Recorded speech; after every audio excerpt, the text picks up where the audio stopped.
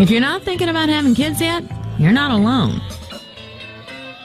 The Urban Institute found that millennials are pushing off having children so much that some scientists are concerned about the future of the country.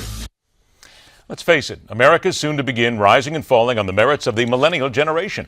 Political and economic power slowly shifting into the hands and bank accounts of a younger generation that can't seem to find work, can't pay off student debt, and apparently is not that interested or able to generate a new generation to follow.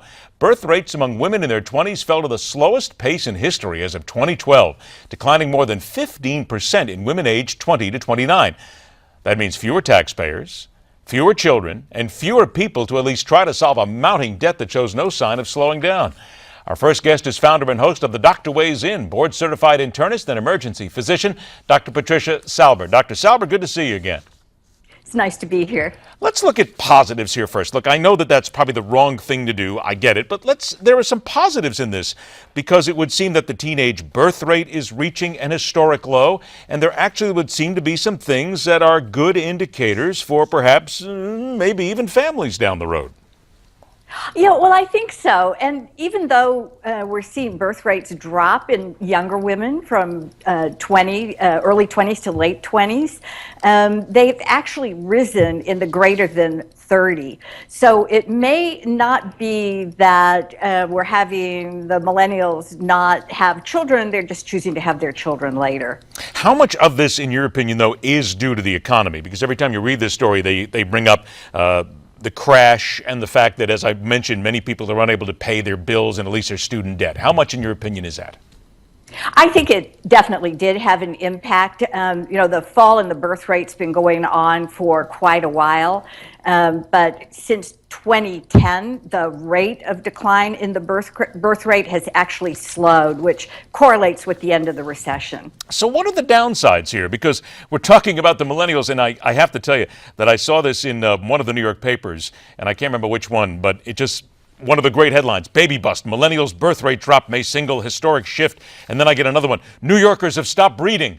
Oh my goodness, wait a minute, they've stopped breeding completely? I wasn't quite aware of that. So it's a little bit hyperbolic, wouldn't you think?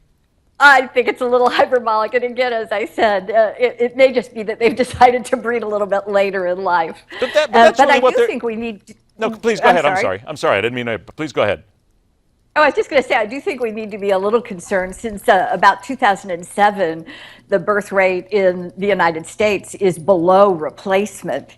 So as we combine this slower birth rate together with what's happening to the baby boomers, right, as we're accumulating and are going to need someone to take care of us, there's kind of two things going on here that ought to be a little bit concerning. Let's talk about that just a little bit, because that does get concerning. As I mentioned, of course, we're in a nation right now that is going more into debt every single second. Matter of fact, in New York, you can sit there and watch the debt clock move at a lightning pace, and we are going to need a population that will be able to handle a lot of the payments, the social services, Medicare, Medicaid, and all this. So there is a real trouble here, isn't it? That this is something that could lead to that great collapse everybody keeps pointing to.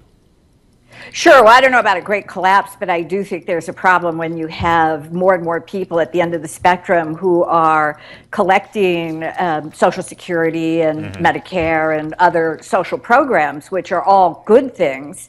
But on the flip side, there aren't as many young people to help spread that debt around. And the same is true with caretaking.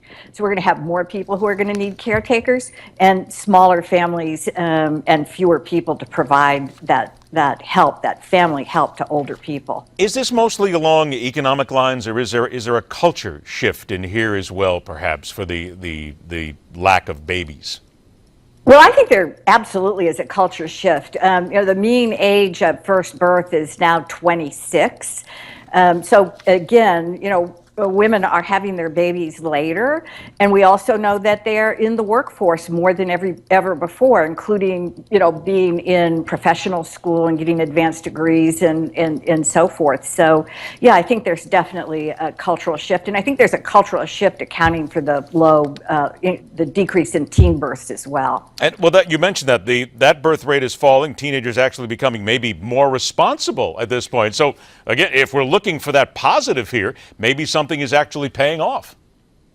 Yeah, I think so, because the drop in the teen birth rate was 10%, which is pretty remarkable, and it's at historic lows, and that is a good thing. Should we also point out, too, that there are women having careers and they're having birth later in life? Modern medicine makes it a lot easier now for women to have children later in life. It's not the danger that it used to be maybe 20, 30 years ago. Sure, and it's actually more possible, because they did speculate that one of the reasons that we are seeing more births in women over 35 is the advanced reproductive technology that's that's available today that wasn't available a number of generations ago. Would you tend to agree then with the chair of obstetrics and gynecology for Oregon Health and Science University in Portland was quoted as saying, by 2016 and 2017, I think we'll start seeing a real comeback. Dr. Aaron Cauley doesn't seem to be that concerned. Well, I think it remains to be seen. When we talk about these declines, they're all relatively small. These numbers, with the exception of the teen birth rate, usually don't move really rapidly. So I do think we're going to see a little bit of a comeback. We all are already, with the rate of decline slowing, but I don't know if it's going to be enough to get us out of the woods. So if there is one thing that we can take from this conversation today, it's don't worry too much about it. And by the way, people have not stopped breeding in New York City. Or anywhere else. Or anywhere else for that matter, okay? We're still a lusty country that still looks to breed every now and then, so don't worry. The doctors tell us that we're okay, everybody. Whew. Doctor, I don't know why, but all of a sudden we all feel tremendous relief right now. Dr. Patricia Salber, it's always a pleasure to get a chance to talk to you. Thanks so much for joining us. Thank you. All right, take care.